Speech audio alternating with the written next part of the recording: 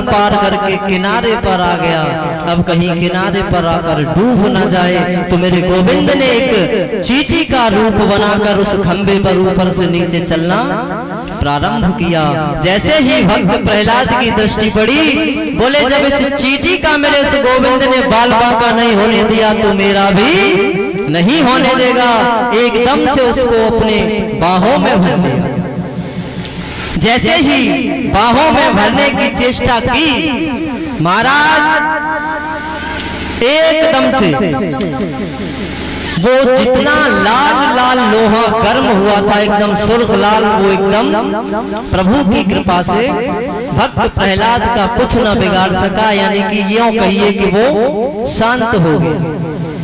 अब तो उसने तलवार जो खड़ग हाथ में ले रखी थी, बोला अब तू बच, तू सब जगह से बचा है, मेरी खड़ग से बच के दिखा। जैसे ही महाराज इसने उस खंबे की तरफ तलवार को चलाया तो एकदम से वह महान अट्टहास होती है, वो खंबा फट जाता है और उसमें से मेरे प्रभु नरसिंह का रूप बनाकर प्रकट हो जाता है। अब तो जैसे ही देखा कि आधे नर हैं और आधे सिंह हैं, यहां से नीचे मनुष्य का है शरीर और यहां से ऊपर सिंह का है। अब तो महाराज दहाड़ने लगे,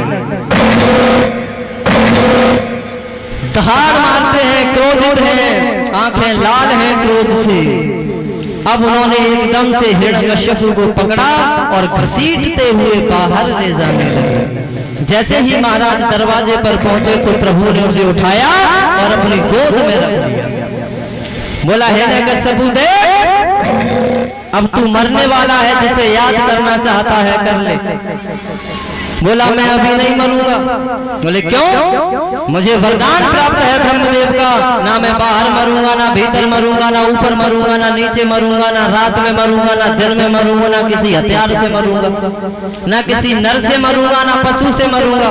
तो भगवान बोले देख मूर्ख, ना तू बाहर है और ना भीतर है। सुन कि बाहर है और ना भीतर है, पकड़ा है तुझको पहली पर, और ऊपर है और ना नीचे है। देख ले अभी, ना तू बाहर है ना भीतर है, बीच में है, ना तू पृथ्वी पे है ना आकाश में है, मेरी जंघाओं पे रखा। बोले अब भी नहीं मरूंगा। कि बाहर था और ना भीतर था, और पकड़ा था दुष्ट को पहली पर, अरे ऊपर था और ना नीचे था, और रख लिया दुष्ट को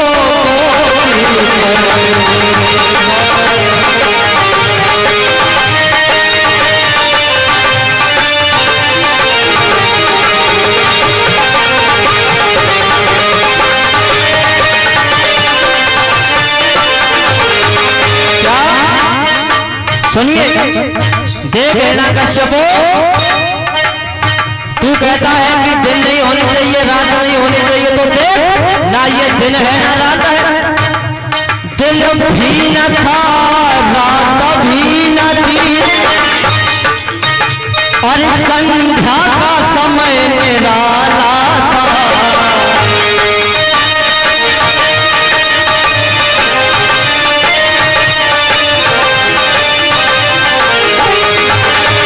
देख लेना दिन है ना रात है, ये संध्या है जिस समय सूर्यास्त होते हैं, हम पूजन अर्चन करते हैं अपने घरों में दीपक बाती, संध्या हो रखी है। बोले अभी नहीं मरूंगा, मुझे वरदान है, मैं नर से मरूं ना पशु से मरूं। तो भगवान बोले देख आंखें फाड़ के, ना मैं नर हूं ना पशु हूं,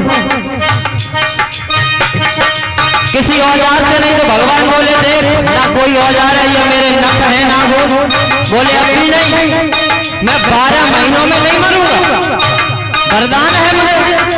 तो भगवान बोले मूर्ख सुन, ये अधिक मास चल रहा है, मैंने तेरे जैसे दुष्टों का वध करने के लिए ये इस अधिक मास का निर्माण किया। क्या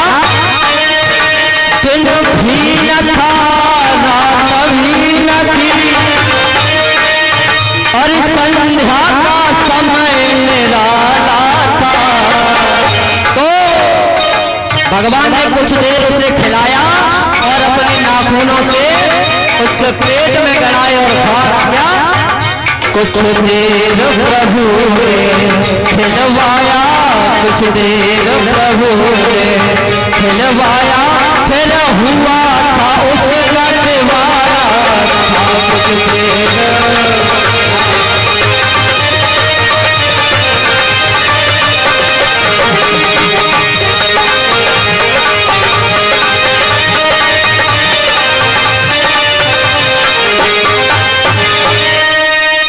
भगवान ने कहा देख, ना दिन है ना रात है, ना ऊपर है ना नीचे है, ना कोई औजार है हमारे पास, ना ये 12 महीने हैं। तेरे जैसे दुष्टों को संहार करने के लिए ही मैंने इस अधिक मास का निर्माण किया।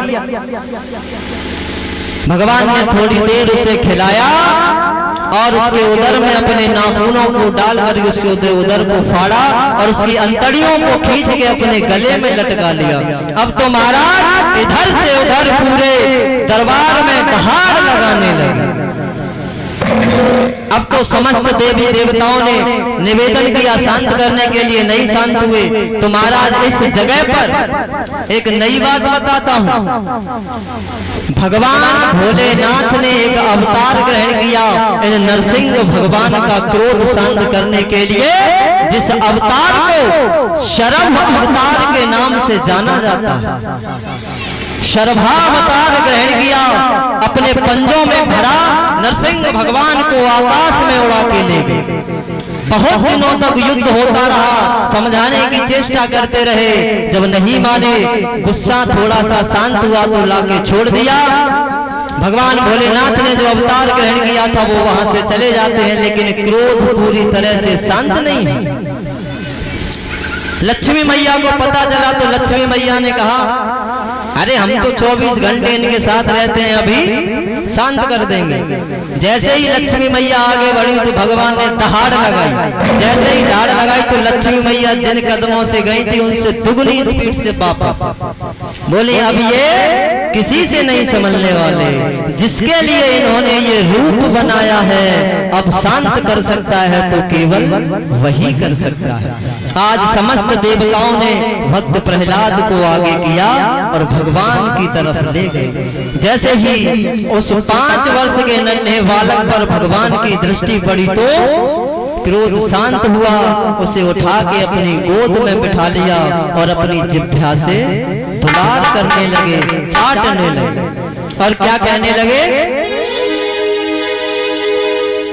कि इतने सुकोमल अंग तुम्हारे लाल, कितने कोमल कोमल तुम्हारे अंग हैं, कि इतने सुकोमल अंग तुम्हारे लाल, पर दुष्ट ने सतायो कमी रखी ना सताने। वो तेरा बाप तुझे बहुत सताता था, क्यों? क्योंकि तू सिर्फ और सिर्फ मेरा एक नाम ही तो लेता था। कि गिर से गिरायो पुण्य समुद्र में डुबोयो है, अरे अग्नि में डाला मम नाम एक गाने में। और महाराज देखिए, जो करुणा निधान है, करुणा के दया के सागर हैं, आज किस प्रकार से रुदन कर रहे हैं। एक भक्त की भक्ति के बसी हुई होगा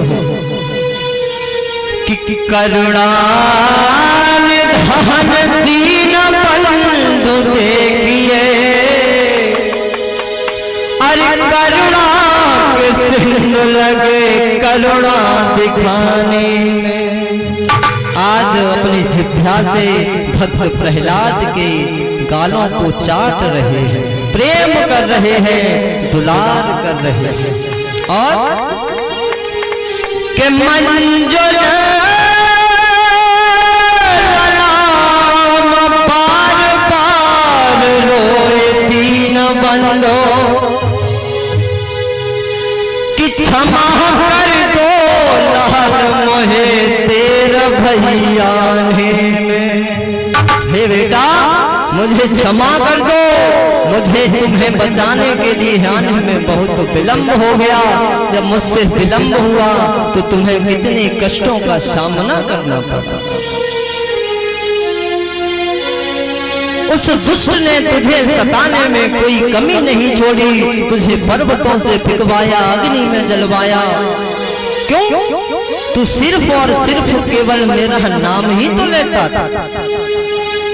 देखिए एक भगवान एक भक्त से कैसे क्षमा याचना कर रहे हैं कि क्षमा कर दो लाल मोहे तेर भैया में, मुझे क्षमा कर दो। भक्ति करो तो ऐसी करो कि एक भक्त की भक्ति के वशीभूत होकर मेरे त्रिलोकीनाथ ईश्वर को भी तुमसे क्षमा मांगनी। और भक्ति करो मेरे प्यारे तो हमारे ब्रज की गोपियों से सीखो, ब्रज की ब्रजांगनाओं से, ब्रज के संतों से सीखिए, भक्त ध्रुव से सीखिए, भक्त प्रहलाद से सीखिए, मीराबाई, कर्माबाई, रैदास, सूरदास, कबीरदास, तुलसीदास से सीखिए भक्ति किस प्रकार से होती है। आज मेरे प्रभु ने भक्त प्रहलाद को प्रेम किया, दुलार किया। प्रहलाद के हृदय में कोई कामना नहीं है, फिर भी भगवान ने उन्हें वरदान दिया। कहा कि हे भक्त तुम एक मनवंतर तक इस पृथ्वी का, इस धराधाम का राज्य करोगे, उसके पश्चात तुम मेरे धाम वैकुंठ लोक में निवास करोगे।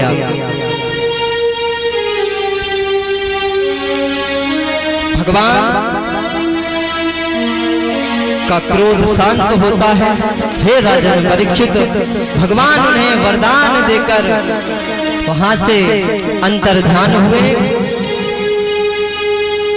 हे राजन परीक्षित, आगे मानव धर्म और स्त्री धर्म को समझाते हुए मनवंतरों का वर्णन सुनाया।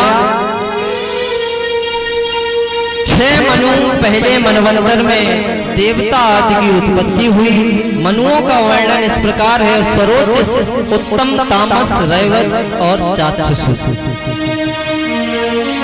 हे राजन और बताइए क्या जानना चाहते हो?